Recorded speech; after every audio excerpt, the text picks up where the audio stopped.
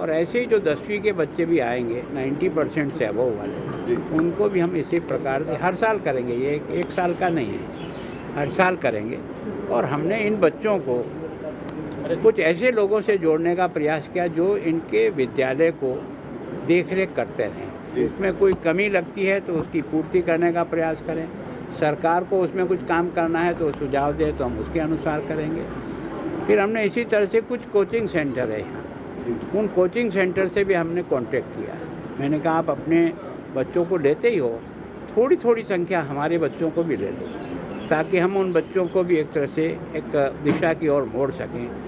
आप मदद कर दो उतनी आप करना, आप नहीं कर सकते हो तो हम किसी न किसी इंडिविजुअल व्यक्ति को भी उस बच्चे को गोद दे देंगे, ताकि उसकी पूरी एजुकेशन जब तक पूरी होती है तब तक उसको सपोर्ट मिलता रहे, ताकि उस बच्चे का जीवन अच्छा बने। आज हम उन संस्था प्रधानों को भी सम्मानित किया जिनका रिज़ल्ट 100% है, अच्छा रिज़ल्ट दिया उन्होंने, उनका भी सम्मान किया।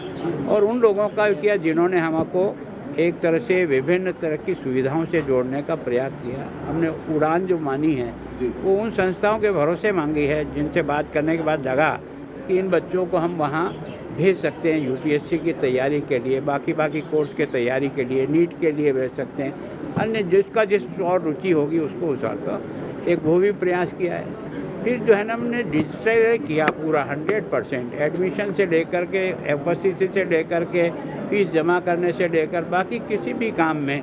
और अगर विद्यालय में कोई चीज़ खरीदनी है तो भी कैश से कोई इधर से इधर काउंटर पर नहीं होगा, वो सारा डिजिटल पेमेंट होगा, ताकि बच्चों में यहीं से आदत बने कि डिजिटल की लाइन में कैसे आगे बढ़े। 40 साल तक राजनीति में 77 से मैं एमएलए हूँ, कई बार बना हूँ, मंत्री भी बना हूँ, पार्टी का भी अध्यक्ष रहा हूँ। लेकिन जो इस 14 के बाद सबसे ज़्यादा था सरकारी पैसे का अपव्यय होता था। जब भी पैसा जाता था वो सोचता था मेरी जेब का जा रहा है, तो उसमें से कुछ बचा लिया था और गरीब को पैसा नहीं पहुँचता।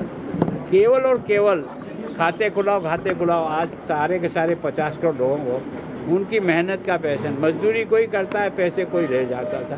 तो ये सारा का सारा जिस प्रकार से हुआ भ्रष्टाचार में, स्वच्छता के लिए कोई सोच भी नहीं सकता था। गरीब को क्या चाहिए? बिजली चाहिए, पानी चाहिए, मकान चाहिए और खाने को राशन चाहिए। उसकी सारी व्यवस्था करी और उसके कारण से देश का जो गरीबी का आंकड़ा था तो एकदम गरीबी से मुक्त होने वाले लोगों की संख्या, आश्चर्यजनक संख्या और आंकड़े आपको मुझे दिखाई देता है। आर्थिक दृष्टि से जो भारत 11वें स्थान पर था, आज वो 4थे स्थान पर पहुँच गया। अगले 4 जो है ना 3रे स्थान पर पहुँचेगा। क्षमता इस देश में थी, इस क्षमता का प्रधानमंत्री ने उपयोग करते हुए सबका साथ सबका विकास करते हुए आगे बढ़े तो सफलता भी।